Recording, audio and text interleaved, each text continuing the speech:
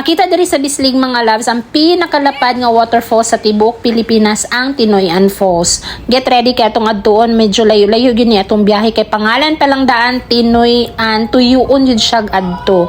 Kung gikan sa Davao, base sa mapa mga 207 kilometers ang distansya niya, so kulang-kulang 4 to 5 hours ang imong biyahon.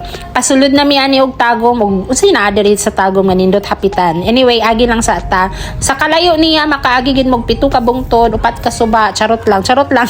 So dinha sa arko nga welcome Rotonda or welcome to Tinoyan Falls, kinahanglan ninyo mohunong dinha para ilista kung asa mo gikan, pila mo kasakyanan, pila ka tawo ang mosulod dito sa entrance dito sa waterfalls. Tapos dili pa mo diha magbayad og naamoy maagian din na mga souvenir shops, pwede mo palit graph magnets, keychain, t-shirts, o uban pa nga pwede i-personalize. Ang pinakagusto na ko dinhi ilang tadtaran. So let's go. Gikan diha sa arko pasulod, mga 2 kilometers pa ang kalayon niya.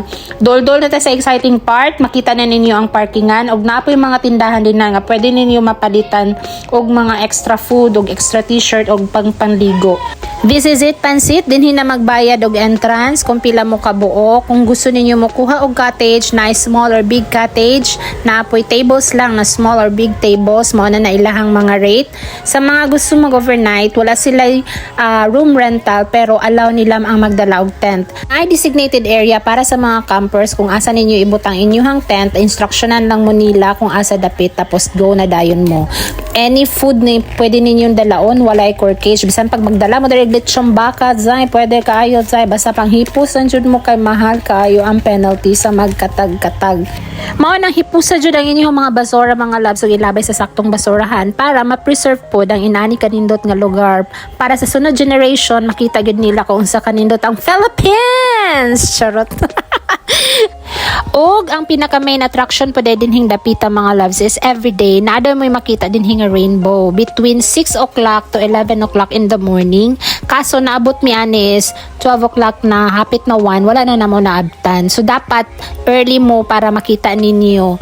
And dinhing dapita mo na ang mga rentals nga cottages and tables, tapos din na ang pinaka falls. Na sa falls na amoy makita nga katig ba na or kanang kuan ka na bugsay para ihatod mo dito sa waterfalls jud mismo. Og mao ni ang moment ka maghubo na gyud ta kay inyong mamasang kay badlongon nagsapatos. Di gyud ka kaingon nga di ka mabasa kay sapa man imong giadto mga love, so dapat ready gyud ka. Dapat maka slippers gyud ka pero okay ra pud ko kung wala ko nakapanligo kay ani nga time ako lang ba kanang dili ko ka kampante maligo kanabit ang lake or inani mga sapa nga naay mga lumot-lumot sa ilalom kay feeling na ko ni Shokoy. Hoy, nga nabot na yung Shokoy. Anyway, malang to mga loves no. Og inana nga mga dagko nga kahoy kung mag-10-10 feeling na ko matulog ko na kapri ha. Kung kuyog na ko si Mama Mitz, duha na may mag-overthink kay moingon na pud nigdaghan diring badakon. Patay. So mo na ni mga loves ang ilahang designated area para sa mga pictorial. So dapat first time na nakaanhi magpicture yun tano mura man tang gianhi dinhi magpicture.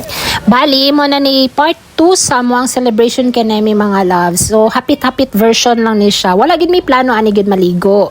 So kung moanhi mo dinhi dapat maligo mo para sulit ang inyong pag-anhi jud. And then ma-appreciate ninyo ang lugar nindot kaayo. So mora to mga loves ang muang video dinhi sa Tinoyan Falls. Og I hope you like my video and see you on my next video. Babu.